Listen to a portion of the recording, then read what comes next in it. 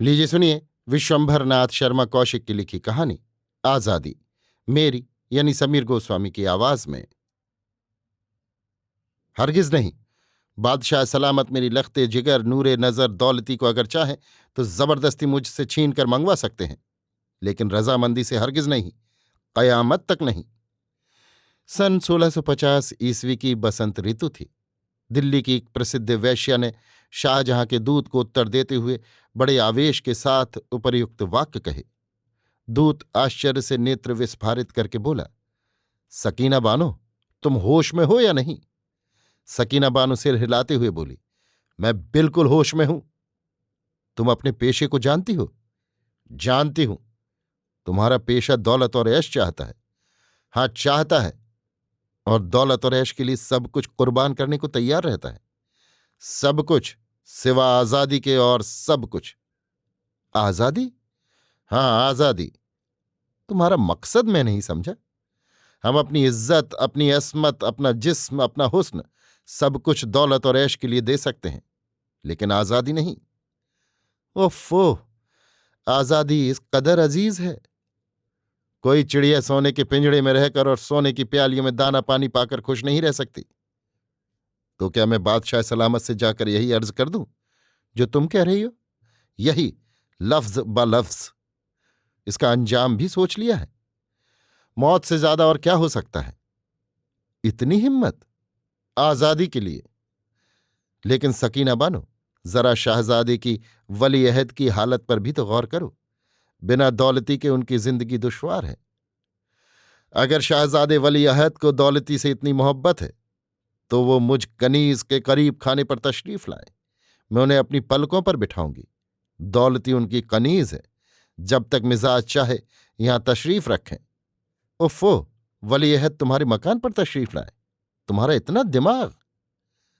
तुम्हारी लड़की मोतियों पर लौटेगी, जवाहरातों से खेलेगी, लेकिन आजादी के लिए तरसेगी। फिर वही आजादी जो ऐश बेटी को नसीब होगा। वली अहद की जो मोहब्बत उसके लिए होगी, उस पर हजार आजादियां कुर्बान हैं। आजादी और मां की मोहब्बत का मुकाबला दुनिया की किसी चीज से भी नहीं हो सकता। तो क्या ये आखिरी फैसला है? बिल्कुल आखिरी। शाहजादे की जान से ज्यादा अजीज उसे अपनी आजादी है? शाहजहां ने भ्रकुटी चढ़ाकर पूछा। जहां पनाह, एक तवायफ का इतना दिमाग? दूत मौन रहा। शाहजहां कुछ क्षणों तक बेचैनी के साथ टहलता रहा। तत्पश्चात दूत की ओर देखकर बोला, मुकबिल। आलीजा, मुकबिल ने सिर झुकाकर कहा।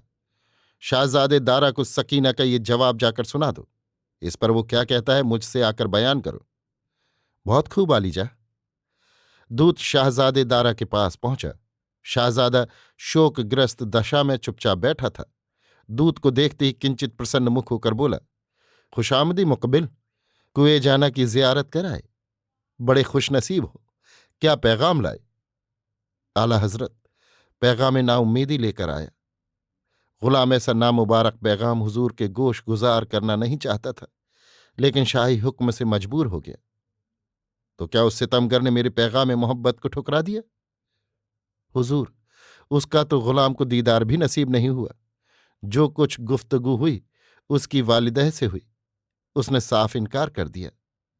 ऐ इनकार कर दिया? एक तवायफ ने? आला हजरत, उसे शाही ऐशो इशरत की बनस्बत अपनी बेटी की आजादी का ज्यादा ख्याल है। उफ, वालदैन किस कदर बेरहम होते हैं। मैं उस मनहूस घड़ी को कोसता हूं जब मेरी उस नाजनीन पर नजर पड़ी। आह, अगर मैं उस रोज सैर के लिए न जाता तो ये दिन क्यों देखना पड़ता। मशीयत अज़दी में इंसान का क्या चारा। बेशक एक शहंशाह का लख्ते जिगर भी उसके आगे नाचीज है।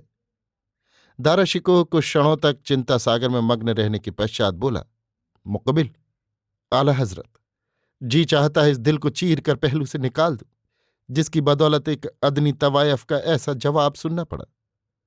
इश्क सब कुछ करा सकता है हुजूर। वाकई इस जालिम के आगे सब मजबूर हो जाते हैं, लेकिन अब क्या होना चाहिए? जो आला हजरत का हुक्म हो। अब्बाजान क्या करना चाहते हैं? जो आला हजरत की ख्वाहिश हो। दारा पुनः चिंता में पड़ गया। सहसा उसके माथे पर बल पड़ गए। मुख तमतमा उठा। वो बोला, मुकबिल, आला हजरत, उसकी वालिदा ने इनकार किया है ना? हुजूर, उसने तो इनकार नहीं किया। गुलाम ने अर्ज किया ना कि गुलाम को तो उसका दीदार तक नसीब नहीं हुआ। तो बस ठीक है, उसे जबरदस्ती लाकर हाजिर करो। जो हुक्म। मुकबिल दारा से विदा होकर शाहजहां के पास पहुंचा। शाहजहां ने पूछा, दारा ने क्या कहा? जबरदस्ती लाने का हुक्म सादिर फरमाया आलीजा। दुरुस्त है, मां बदौलत की भी यही ख्वाहिश थी। रजील तवायफ को भी मालूम हो जाए कि शाही हुक्म की नाफरमानी का क्या अंजाम होता है। जाओ, दारा के हुक्म की तामील करो। जो हुक्म।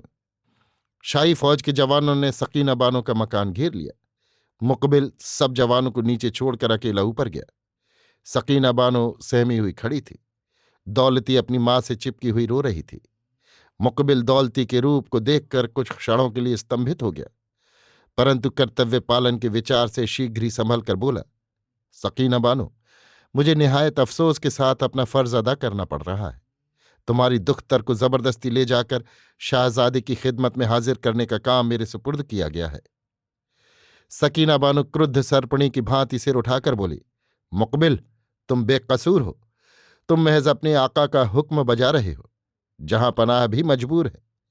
औलाद के लिए इंसान क्या नहीं करता, मगर ऐसी नालायक औलाद के लिए मुंसिफ और आदिल बादशाह को भी रियाया पर ऐसा जुल्म करना पड़ता है कि माँ को बेटी से और बेटी को माँ से जबरदस्ती अलहदा करे।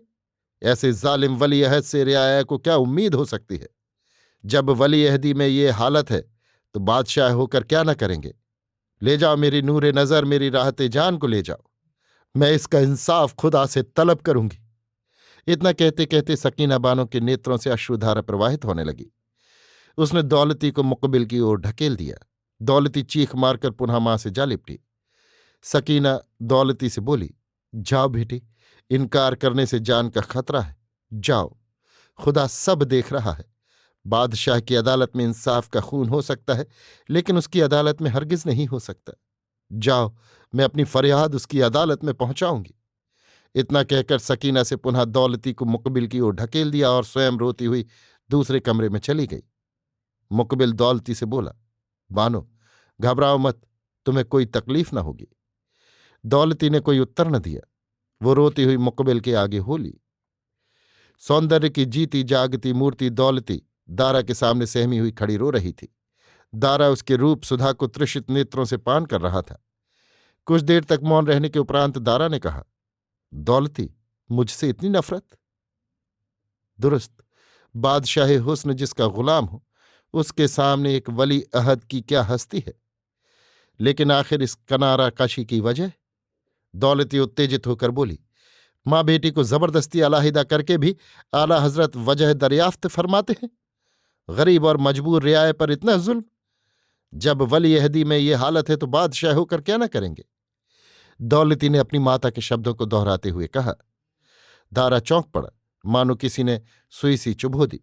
वो उठकर दौलती के सामने खड़ा हो गया और कुछ क्षणों तक उसकी ओर स्थिर दृष्टि से ताकने के पश्चात बोला, दौलती, तुम्हारा कहना बिल्कुल दुरुस्त है। जब वली अहदी में ये हालत है तो बादशाह होकर क्या न करूंगा। लेकिन उफ, क्या करूं, इस दिल से मजबूर हूं। अगर बादशाह और रियाया की जानो माल के महाफिज भी मामूली इंसानों की तरह दिल के ऐसे गुलाम बन जाएं कि जुल्म व इंसाफ का ख्याल छोड़ दें, तो फिर मामूली इंसान और बादशाह में फर्क ही क्या रहा आला हजरत। दारा सिर हिलाता हुआ बोला, बिल्कुल बजा कहती हो जानेमन। खुदा ने तुमको हुस्न की दौलत के साथ अक्ल की दौलत भी अता फरमाई है। काश कि तुम तवायफ के घर में पैदा न होकर किसी आली खानदान के यहां पैदा होती। ये मुकद्दर का कसूर है आला हजरत, मेरा नहीं। बेशक बेशक। खैर, तो तुम क्या चाहती हो? आजादी मंजूर। तुम्हें तुम्हारी मर्जी के खिलाफ महज अपनी राहत के लिए जबरदस्ती अपने पास रखना मोहब्बत की राह रस्म के खिलाफ भी है और रियाया परवरी के खिलाफ भी। इसलिए जाओ, जाने जहां जाओ, मिसले गुल गुलशने जहां में फूलो फलो और शाद रहो। अश्रुपूर्ण नेत्रों से उपर्युक्त वाक्य कहकर दारा ने ताली बजाई। एक खवास सिर झुकाए हुए सामने आई। दारा ने उससे कहा, मुकबिल को हाजिर करो। जितनी देर तक मुकबिल नहीं आया, दारा हसरत भरी दृष्टि से दौलती को देखता रहा। दौलती चुपचाप सिर झुकाए खड़ी रही। मुकबिल के आने पर दारा ने उससे कहा, मुकबिल, दौलती को आराम घर पहुंचाओ। इतना कहकर दारा ने दीर्घ निश्वास छोड़ी। दौलती ने कृतज्ञतापूर्ण नेत्रों से दारा को देखते हुए कहा, आला हजरत, मैं तहे दिल से इस इनायत का शुक्रिया अदा करती हूं। अगर आला हजरत गरीब खाने पर तशरीफ लावें तो ये कनीज हर तरह से खिदमत के लिए तैयार है। दारा विषादपूर्ण मुस्कान के साथ बोला, अगर बादशाह और रियाया की जानो माल के महाफिज भी दिल के ऐसे गुलाम बन जाएं कि अपने रुतबे को भूल कर मामूली इंसानों की तरह एक तवायफ के यहां आने जाने लगें, तो उनमें और मामूली इंसान में फर्क ही क्या रहा? क्यों जाने मन, ये सबक तो अभी तुम्ही ने पढ़ाया था, इसे इतनी जल्दी भूल गई? या ये भी एक अदा थी? खैर, जो भी हो, मैं तो इसे अपने लिए एक सबक ही समझता हूं। जाओ, खुदा तुम्हें शादो आबाद रखे। दौलती लज्जा से पसीने पसीने हो गई और सिर झुकाकर मुकबिल के साथ चल दी। जब औरंगजेब ने दारा शिकोह को कत्ल करवा दिया तो दारा शिकोह के लिए शोक मनाने वालों में बूढ़ी सकीना बानो और उसकी बेटी दौलती प्रमुख थीं।